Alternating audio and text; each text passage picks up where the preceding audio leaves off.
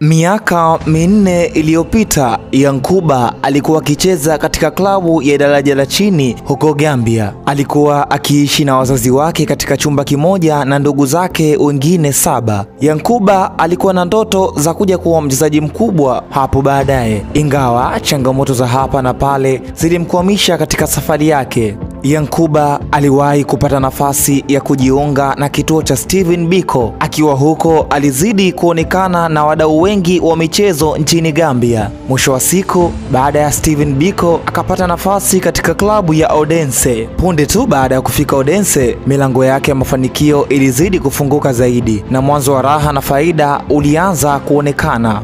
Mungu si athumani, Yankuba alipata nafasi katika klabu ya Feyenoord kutokea nchini Uholanzi. Baada ya kufika nchini Uholanzi, mama yake alisikika akisema, "Leo hii kwa sababu ya Yankuba watu wananiangalia." Tumepitia changamoto nyingi sana. Nakumbuka alivyomaliza darasa la 7 alisema kuwa anataka kuwa mchezaji mkubwa wa mpira. Tumepitia changamoto nyingi, lakini kwa sasa mwanangu ananufaika na matunda aliyoyapata. Kutoka Uholanzi sasa neema ilianza kuonekana. Maisha yalibadilika kwa kasi sana kiasi cha kuanza kuwavutia baadhi ya vilabu vinavyoshiriki ligi 5 bora barani Ulaya. Hatimaye Yankuba alipata nafasi katika klabu ya Brighton inayoshiriki ligi ya Uingereza. Mpaka sasa anaendelea kupambana katika ligi hiyo, kutoka kulala chumba kimoja na ndugu zake mpaka kuchezea Ulaya sio kitu cha mchezo. Safari ya Yankuba inatufundisha kuwa tusikate tamaa na ndoto ambazo tumeziweka katika maisha yetu.